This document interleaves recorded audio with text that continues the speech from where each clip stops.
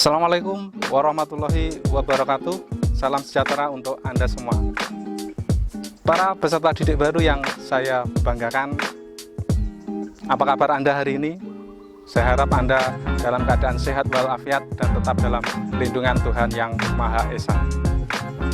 Pertama, saya menyampaikan selamat kepada Anda, karena sekarang Anda sudah memasuki jenjang pendidikan lebih tinggi daripada sebelumnya, khususnya di jenjang pendidikan sekolah menengah atas. Salah satu jenjang yang akan mempersiapkan Anda untuk masuk ke perguruan tinggi atau nanti ke ikatan dinas, TNI, atau Polri. Oleh karena itu, kami harap Anda mempersiapkan pada jenjang ini dengan sebaik mungkin, karena nanti dari sekolah ini Anda akan punya titik tolak mencapai cita-cita dan karir Anda yang diharapkan oleh Anda dan orang tua Anda. Nah, di kesempatan kali ini Anda sedang mengikuti kegiatan Masa Pengenalan Lingkungan Sekolah atau MPLS tahun 2020. Memang agak berbeda dengan tahun sebelumnya. MPLS yang Anda ikuti saat ini sedang berada di masa pandemi COVID-19, sehingga Anda tidak bisa berkerumun secara bebas, berkumpul bersama, atau bahkan bertatap muka secara langsung. Tetapi hal ini diharapkan tidak menjadikan kendala bagi kita semua. Bahkan kita tetap semangat untuk mengikuti kegiatan ini. Baik semuanya, materi yang akan kita bahas pada kesempatan kali ini adalah tentang wawasan wiyata Mandala.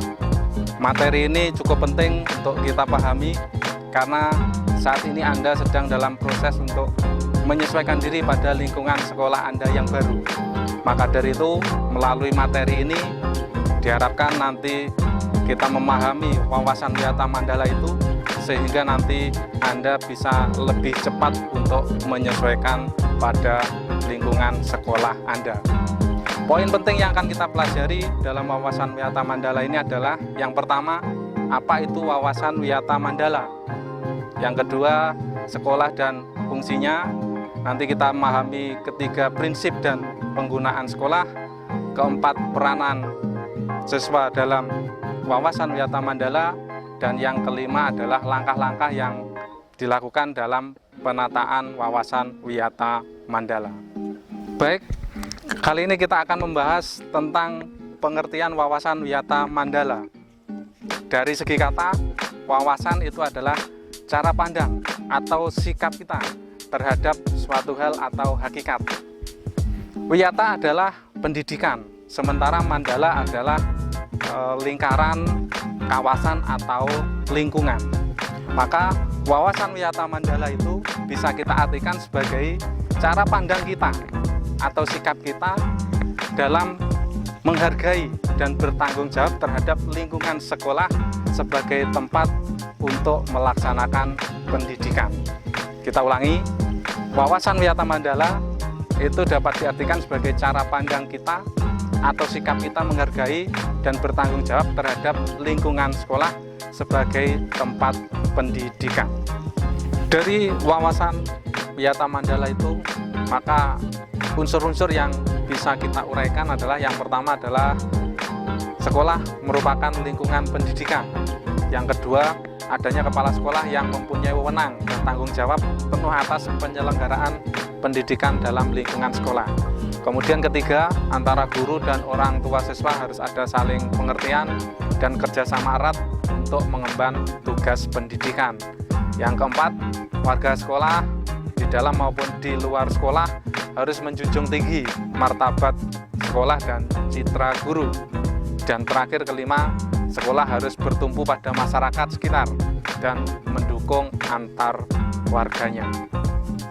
Nah, sekarang bagaimana untuk mengimplementasikan wawasan wiyata Mandala ini? Maka perlu kita pahami tentang sekolah dan fungsinya.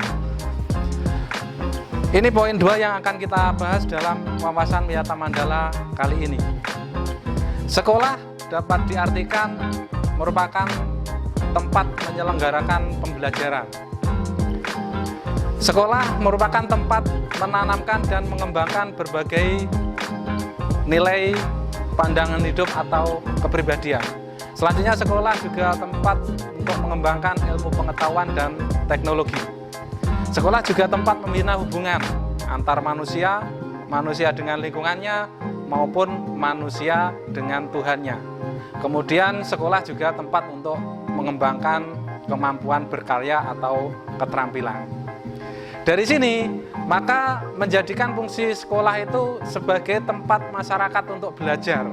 Sekali lagi, sebagai tempat untuk masyarakat belajar, baik dari segi sikap, pengetahuan, maupun keterampilan. Karena di dalamnya terjadi pengelolaan pendidikan yang juga ada aturan atau tata tertib yang mengatur kehidupan hubungan seluruh komponen sekolah dalam mencapai tujuan pendidikan yang ditetapkan. Baik, lebih lanjut untuk mengembangkan wawasan Wiyata Mandala dalam diri kita, mari kita pahami dan kita samakan persepsi kita tentang prinsip penggunaan sekolah. Poin 3 yang ini kita pelajari. Prinsip-prinsip sekolah itu antara lain, yang pertama, sekolah sebagai wadah lembaga yang memberikan bekal hidup. Dalam hal ini, sekolah bukan hanya sekedar lembaga yang mencetak para intelektual saja, namun juga untuk mengembangkan dan memberikan pelayanan atau pengalaman tentang hidup bagi kita semua, mulai mungkin dari berorganisasi, kemudian pengalaman bagaimana cara hidup bermasyarakat, kemudian bersosialisasi, pendidikan lingkungan hidup, kemudian bahkan juga pengalaman hidup yang sesungguhnya yang akan kita hadapi di masa yang akan datang. Prinsip yang kedua, sekolah itu sebagai institusi tempat peserta didik belajar di bawah bimbingan pendidik atau guru. Bimbingan lebih dari sekedar pengajaran atau penyampaian ilmu, tapi lebih dari itu, bimbingan juga guru itu sebagai fasilitator dalam memberikan arahan, memberikan petunjuk, memberikan motivasi. Sehingga dari sini peran guru itu di sekolah boleh dianggap sebagai orang tua kedua. Berikutnya yang ketiga, prinsipnya adalah sekolah sebagai lembaga dengan pelayanan yang adil atau merata bagi stakeholder-nya. Hal tersebut dapat berupa pemerataan kesempatan mendapatkan transfer of knowledge atau transfer of experience, dengan tanpa membedakan baik dari segi kemampuan ekonomi, kemampuan intelijensi, maupun juga kemampuan fisik. Prinsip keempat, sekolah sebagai lembaga pengembangan bakat dan minat siswa. Nah, di sini peserta didik tidak hanya memiliki kecerdasan otak, tetapi juga memiliki bakat dan minat yang berbeda-beda dan perlu dikembangkan. Ada yang mungkin minat di bidang olahraga, mungkin minat di bidang kepemimpinan, mungkin minat di bidang seni, maupun yang lain-lain yang ini juga harus dikembangkan di sekolah. Berikutnya prinsip yang kelima, sekolah itu sebagai lembaga pembinaan potensi di luar intelijensi. Prinsip ini sejalan dengan pandangan atau teori multiple intelligency yang memandang bahwa kecerdasan intelektual itu bukan satu-satunya yang perlu diperhatikan oleh suatu lembaga atau pendidikan atau sekolah. Kemampuan bakat dan minat, kemampuan bersosialisasi, kemampuan kinestik, kemampuan seni, kemampuan lainnya itu juga perlu dikembangkan di sekolah secara seimbang. Prinsip yang keenam, sekolah itu harus memberikan perhatian serius untuk mengembangkan kemampuan emosional, kemampuan sosial, sikap, dan watak. Hal ini sejalan dengan apa yang dicanangkan oleh pemerintah dengan penguatan pendidikan karakter. Sekolah dituntut untuk memfasilitasi peserta didik dalam hal kemampuan berkomunikasi, berinteraksi, bekerja sama, tolong-menolong, dan lain-lain. Nah, di sini peserta didik nanti diharapkan memiliki karakter seperti religius, kemudian karakter nasionalisme, karakter mandiri, karakter integritas, dan gotong royong. Sikap seperti taat beragama, cinta negara, cinta lingkungan, ulet, pantang menyerah, sederhana, toleransi, itu merupakan sikap dan watak yang perlu dibentuk dalam lingkungan sekolah. Prinsip yang ketujuh, sekolah sebagai wahana pendewasaan diri. Di dalam dunia yang berubah begitu cepat seperti ini, salah satu kompetensi dasar yang harus dimiliki oleh setiap peserta didik adalah kompetensi dasar belajar secara mandiri dan mampu menyesuaikan dengan perkembangan zaman. Dengan proses pendewasaan yang diberikan di sekolah, maka pendidik nanti tidak akan lagi bekerja atau melakukan atau menjejali kepada peserta didik itu dengan perintah-perintah. Tapi lebih dari itu, peserta didik akan difasilitasi untuk mencari dan mendapatkan pengalaman-pengalaman yang dibutuhkan dalam kehidupan kelak. Yang kedelapan, prinsip terakhir sekolah itu sebagai bagian dari masyarakat belajar atau learning society.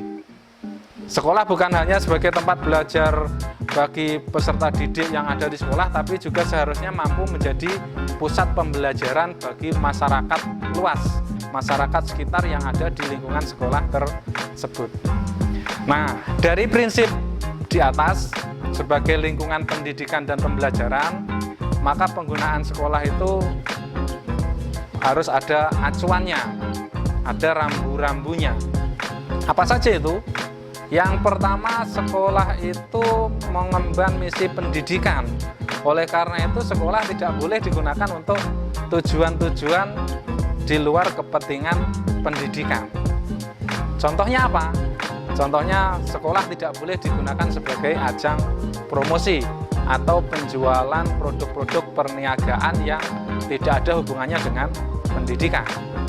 Kemudian sekolah tidak boleh sebagai tempat propaganda politik atau kampanye, tidak boleh. Kemudian sekolah tidak boleh untuk kegiatan hiburan, hura-hura, syuting film, atau sinetron yang tidak ada hubungan sama sekali dengan pendidikan tanpa ada izin dari pemerintah atau instansi terkait. Kemudian penggunaan sekolah yang kedua, sekolah harus benar-benar menjadi ciri khas masyarakat belajar di dalamnya. Yang ketiga, sekolah harus digunakan secara terus-menerus untuk menggali, mengenal, memahami, menyadari, menguasai, menghayati, dan menyampaikan nilai-nilai positif yang ada di sekolah tersebut. Nah, dari sini sekolah juga tidak boleh melakukan kegiatan penyebaran aliran sesat atau penyebaran aliran agama tertentu yang bertentangan dengan undang-undang. Sekolah juga tidak boleh melakukan kegiatan-kegiatan yang dapat menimbulkan kerusakan, perpecahan, perselisihan, sehingga menjadikan suasana sekolah itu menjadi tidak kondusif. Utamanya adalah lingkungan bebas asap rokok bagi semua pihak. Yang keempat, penggunaan sekolah harus menjadi suri teladan bagi masyarakat sekitar. Artinya keberadaan sekolah itu dibutuhkan oleh masyarakat dan masyarakat mendukung keberadaan sekolah tersebut. Baik, kita akan masih melanjutkan dengan pemahaman kita, menyamakan persepsi kita tentang wawasan wiyata Mandala. Poin keempat yang kita bahas sekarang adalah bagaimana peran warga sekolah dalam pengembangan wawasan wiyata Mandala. Pada dasarnya, setiap komponen yang ada di sekolah itu punya peran masing-masing untuk menumbuhkan wawasan wiyata Mandala ini. Akan tetapi, kita akan fokus pada peserta didik. Bagaimana peran peserta didik dalam menumbuh kembangkan wawasan wiyata Mandala. Walaupun nanti ada peran kepala sekolah, peran guru, peran tenaga administrasi, peran orang tua maupun peran masyarakat. Nah, di MPLS ini kita bahas peran peserta didik. Apa saja? Yang pertama, peserta didik itu berperanlah secara aktif dalam kegiatan sekolah yang berhubungan dengan pendidikan. Perlu diingat bahwa kesempatan belajar Anda di sekolah tidak hanya untuk meningkatkan kecerdasan otak, tapi juga mengembangkan kemampuan, keterampilan, dan sikap. Untuk itu, berperanlah aktif dalam setiap kegiatan sekolah, maka kamu akan mendapatkan pengalaman-pengalaman yang berguna bagi kehidupan kelak. Yang kedua, peserta didik berperan dan wajib melaporkan segala gejala dan gangguan yang terjadi di sekolah kepada guru atau kepala sekolah. Karena segala gangguan di sekolah, baik itu faktor alam, faktor manusia, atau faktor yang lainnya, harus segera dengan sigap dan tanggap diatasi. Nah, penyelesaian ini tentunya nanti akan melibatkan pihak-pihak atau komponen sekolah sesuai dengan kewenangan masing-masing. Maka dari itu, Anda perlu melaporkan ketika terjadi gejala, terjadi gangguan atau hal-hal yang lain itu kepada kepala sekolah, kepada guru yang ada di sekolah tersebut. Berikutnya, peran Anda apa dalam sekolah untuk menumbuh kembangkan wawasan wiyata Mandala ini? Nah, peserta didik membantu terciptanya tata tertib di sekolah dan mematuhinya dengan baik. Secara garis besar, semuanya wajib untuk mematuhi tata tertib. Karena tata tertib ini akan membuat suasana di sekolah berlangsung secara kondusif sesuai dengan harapan bersama. Nah, kemampuan dalam menjalankan, mematuhi tata tertib dan rela menerima sanksi jika bersalah itu harus kita pupuk dalam diri kita. Martabat kita akan semakin tinggi ketika kita menjadi manusia yang sadar mematuhi peraturan yang ada. Selanjutnya, peran Anda dalam menumbuh kembangkan wawasan wiyata Mandala. Peserta didik harus terus berusaha untuk memanfaatkan waktu seefisien mungkin dalam belajar. Tugas utama Anda adalah belajar, sehingga waktu di sekolah harus benar-benar Anda manfaatkan untuk belajar.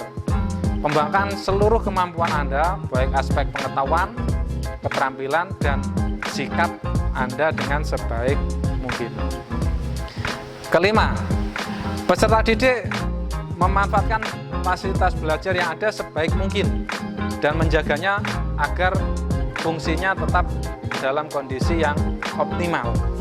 Nah, banyak sekolah yang sudah menyediakan berbagai fasilitas bagi peserta didik dan itu akan terus dilengkapi, bahkan juga akan terus digunakan ketika nanti siapa saja yang ada di lingkungan sekolah tersebut. Nah, seorang siswa setidaknya tidak sampai membuat fasilitas yang ada itu menjadi rusak.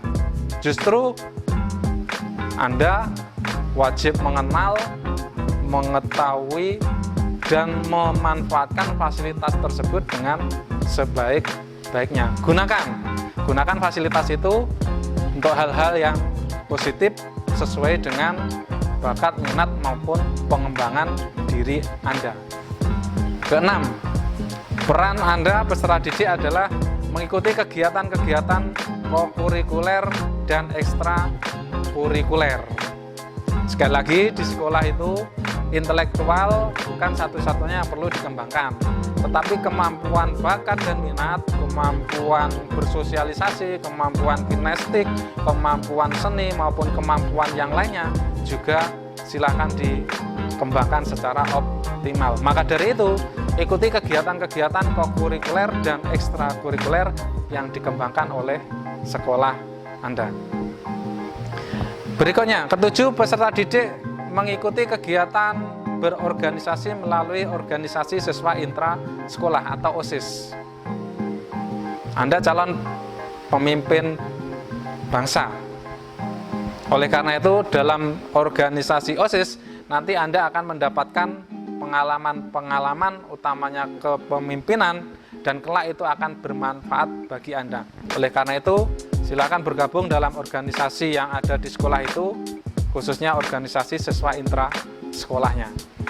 Berikutnya, yang ke-8, peserta didik wajib menghindari tindakan-tindakan yang akan mengganggu ketertiban dalam proses pembelajaran dan pendidikan. Nah, setelah Anda memahami fungsi sekolah, maka Anda diharapkan benar-benar menjaga martabat dan fungsi sekolah tersebut. Hal ini juga menjadi tanggung jawab kita semua agar suasana pembelajaran dan pendidikan di suatu sekolah itu dapat tetap berlangsung secara lancar, aman, dan kondusif. Itu peran-peran Anda yang bisa Anda lakukan ketika berada di lingkungan sekolah. Berikutnya, bahasan kita yang terakhir adalah mari kita pahami langkah-langkah dalam penataan Wiyata Mandala. Untuk menjadikan sekolah sesuai dengan tujuan dan fungsinya, langkah-langkah yang dapat dilakukan dalam penataan Wiyata Mandala di sekolah itu adalah yang pertama, meningkatkan koordinasi dan konsolidasi sama warga sekolah untuk dapat mencegah sedini mungkin adanya kegiatan dan tindakan yang dapat mengganggu proses belajar mengajar.